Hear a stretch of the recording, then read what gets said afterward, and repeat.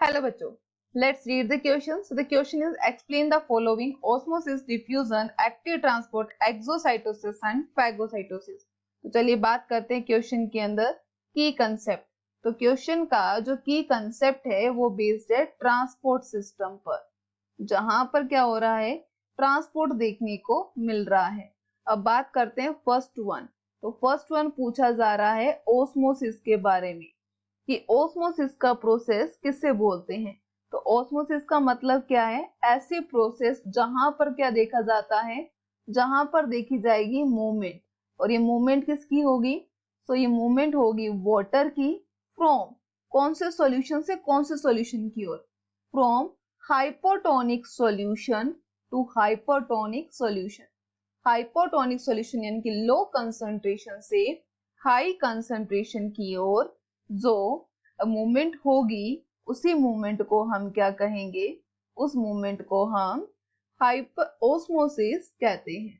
ठीक है, तो ये तो बात हो गई ओस्मोसिस की। और ये मूवमेंट होती किसकी हेल्प से है? तो ये मूवमेंट होती है सेमी परमिएबल मेम्ब्रेन की हेल्प से। Without semi permeable membrane osmosis नहीं हो सकता। ओके, अब बात करते हैं next one. So next one हमसे पूछा जा रहा है कि डिफ्यूजन क्या है। तो डिफ्यूजन का प्रोसेस किससे बोलते हैं? डिफ्यूजन यानी कि ऐसी प्रोसेस जहां देखी जाएगी मूवमेंट। और ये मूवमेंट किसकी होगी? ये मूवमेंट होगी मॉलिक्यूल्स की। हम जानते हैं कि ऑस्मोसिस के लिए लिक्विड मीडियम होना जरूरी है, लेकिन डिफ्यूजन किसी भी मीडियम में हो सकता है। सो यहाँ मूवमेंट ऑफ मॉलिक्यूल कैसी होगी? From high concentration to low concentration. कि हाई कंसंट्रेशन से लो कंसंट्रेशन की ओर जो मूवमेंट होगी, उसी मूवमेंट को हम क्या कहेंगे? तो उस मूवमेंट को हम डिफ्यूजन कहेंगे। यहाँ पर किसी भी टाइप की कोई भी मेम्ब्रेन का होना जरूरी नहीं होता। अब बात करते हैं next one. So next one हमारे पास जो थर्ड टर्म गिवन है वो गिवन है एक्टिव ट्रांसपोर्ट। कि एक्टिव ट्रांसपोर्ट क्या होता है? एक्टिव ट्रांसपोर्ट का मतलब क्या है? एक ऐसा ट्रांसपोर्ट जहां हमें एनर्जी की नीड होगी, यानी कि यहाँ एनर्जी के साथ साथ हमें क्या चाहिए होंगे? कैरियर प्रोटीन चाहिए होता है। क्यों? क्योंकि ये दोनों ही क्या करते हैं? हेल्प करते हैं किसके अंदर? हेल्प करते हैं मूवमेंट के अंदर। ठीक है, मूवमेंट के अंदर हेल्प करते हैं किसकी? ऑफ सब्सटेंस की। क्यों? क्योंकि यहाँ ये जो मूवमेंट होती है ये कैसी होती है?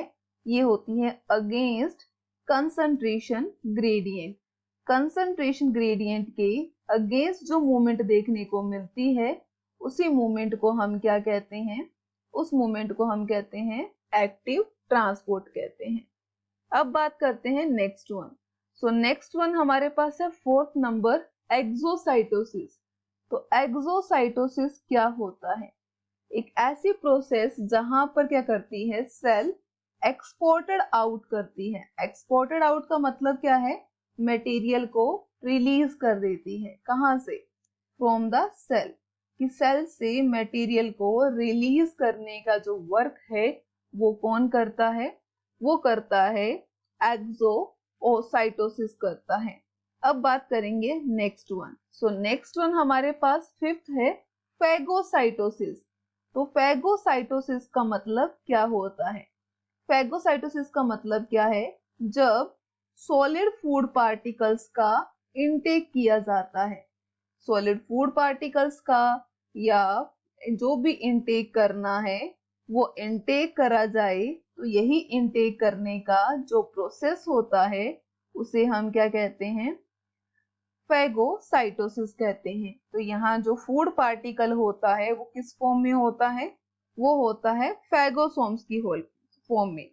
I hope you understand very well. Best of luck. Thank you.